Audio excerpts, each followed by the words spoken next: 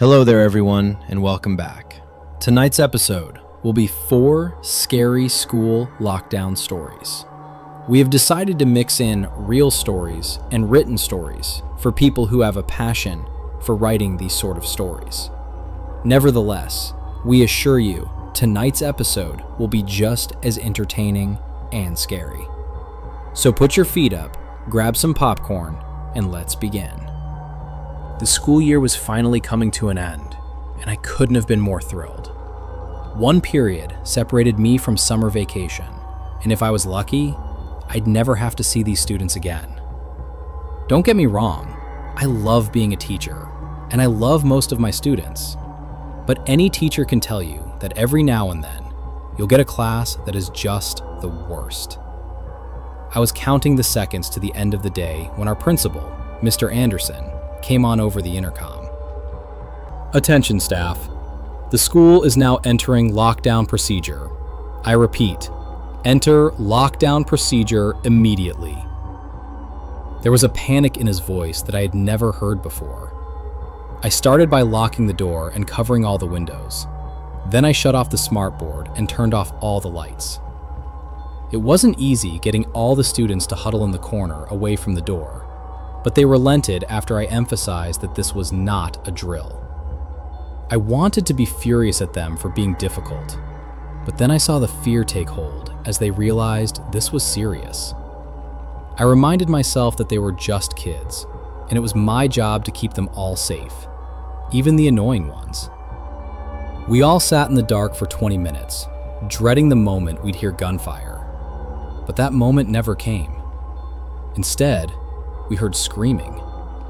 It was faint at first, probably coming from the other side of the school, but it was slowly getting louder and closer, like someone was going classroom to classroom and massacring the entire school. What's happening out there? I don't hear any gunshots. Be quiet, I said, and keep your heads down. Everybody started texting their parents goodbye. As a teacher, I prayed that a day like this would never come. I was huddled in the corner with them, and I'd like to say I was showing a brave face, but my hands were visibly shaking.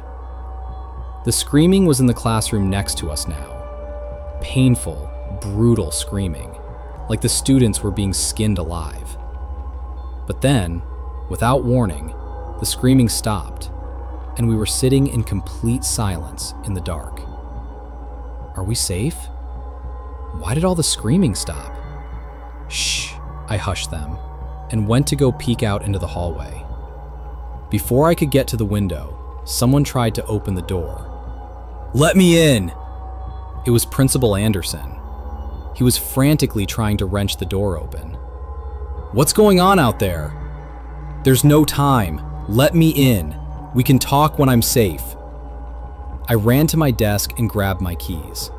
And as I turned the lock and twisted the handle, the intercom came back on. Assistant Principal Jenkins was crying into the microphone. Do not let anyone inside your room. It can change its appearance. Do not let it in.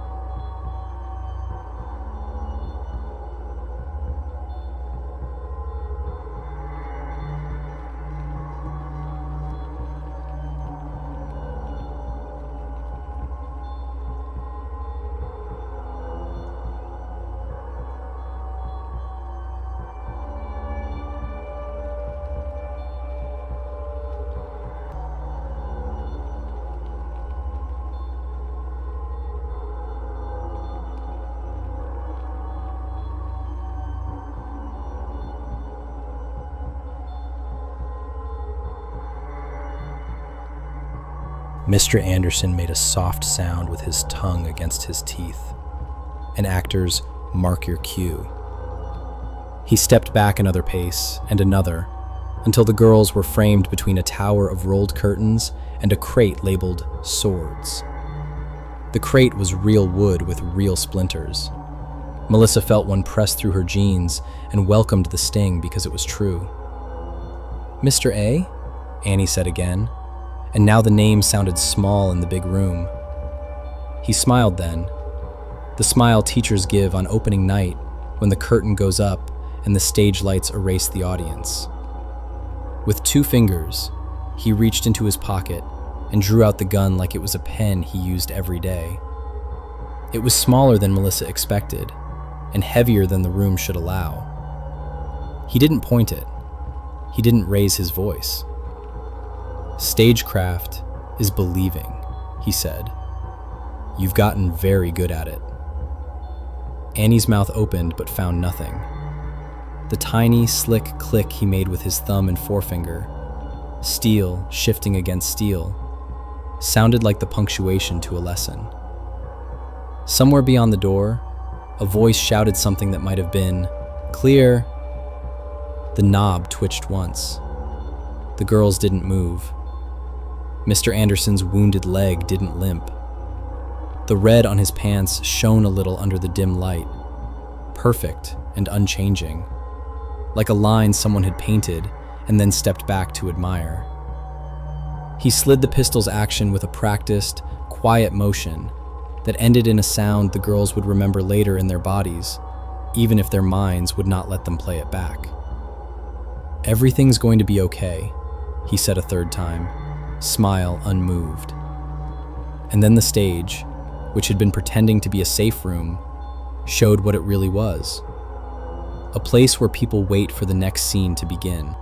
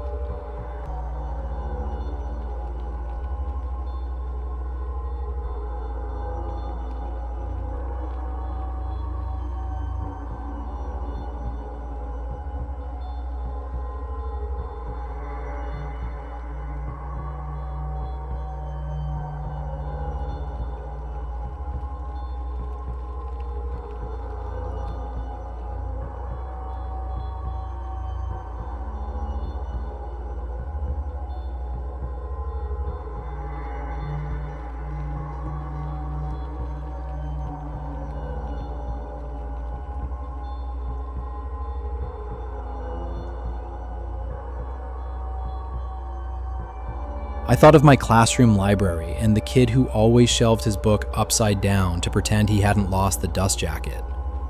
Of the mural we painted at the end of C Hall with the handprints of 100 children and the one handprint far too small that we kept anyway because grief belongs even where it shouldn't.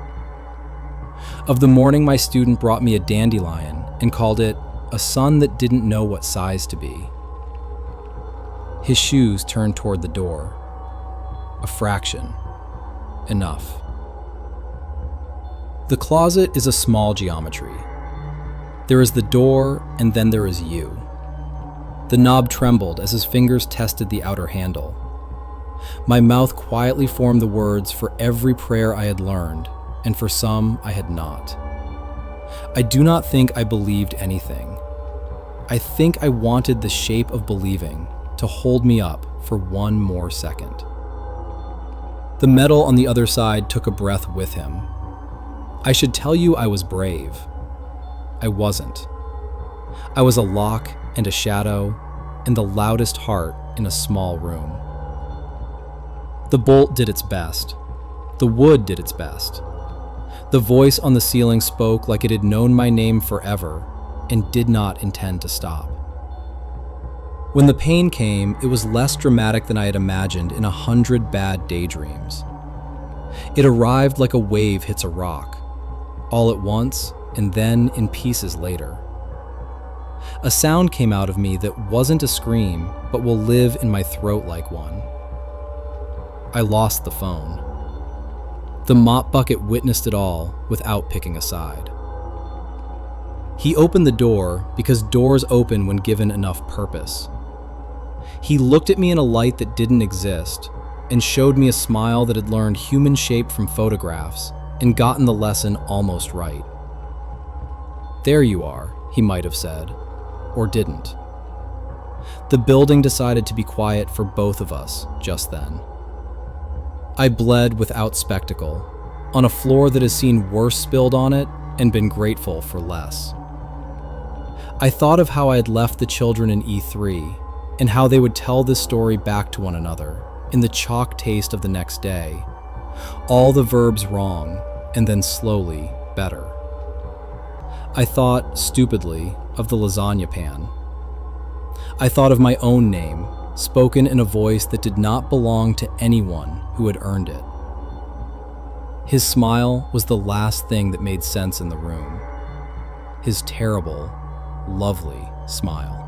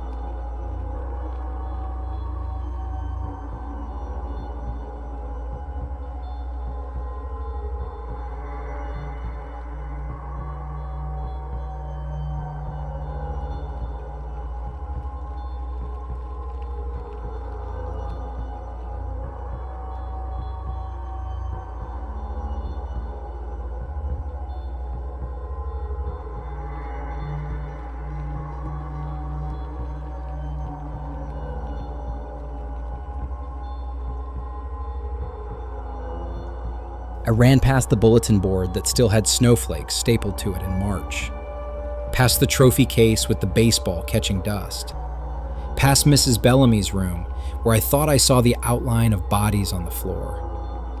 Even the air seemed to be lying down.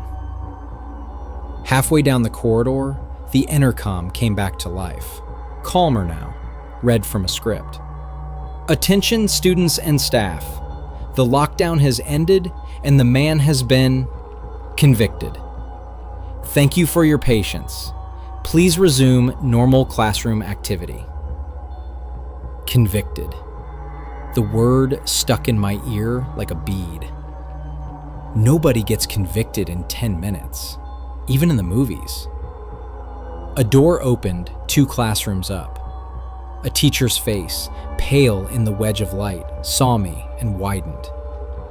"Inside," she mouthed. I ducked in. Desks were huddled toward the back wall, blinds drawn tight. A girl near the flagpole wiped her nose on her sleeve and pretended she hadn't. The teacher set the lock again and put a hand on my shoulder, guiding me to the floor. My legs shook the way a new fawn's do when it realizes how tall it is. Afterward, the day insisted on resuming as if momentum itself had been a bell. We gathered our things. The principal made the kind of announcement that tries to comb the world flat again. By dismissal, rumor had already built scaffolding. A stranger at the gym door, a fight in the parking lot, a dad who came in angry and left in handcuffs. The word convicted became in custody when an adult repeated it. People laughed too loud at nothing in particular. The bus hissed like a relieved lung when its doors folded open. I went back the next morning early because the thing about being a kid is you can put yourself through a metal detector of normal and hope what made it beep stays behind. The janitor's closet smelled the way it always did. The bucket had clean water. The shelf was neat. On the inside of the door, right about the height of my elbow, there were 3 pale lines, thin as pencil shavings, that hadn't been there before. I pressed my finger to them and felt where the paint had lifted in a curl. We moved to New York that summer. People here tell different kinds of stories, with different kinds of edges.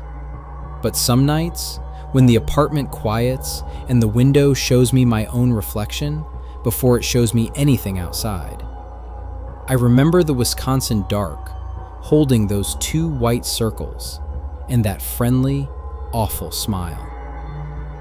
They were not a man. They were not a mouse. They were in the room before any intruder was, and they did not need the intercom to know my name. We hope you have enjoyed this video.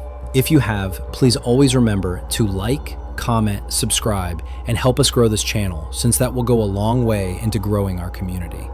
Also, be sure to follow our socials. They will be in the description, where we post all sorts of content. Until next time, this is Dr. Insomnia, everybody. Good night.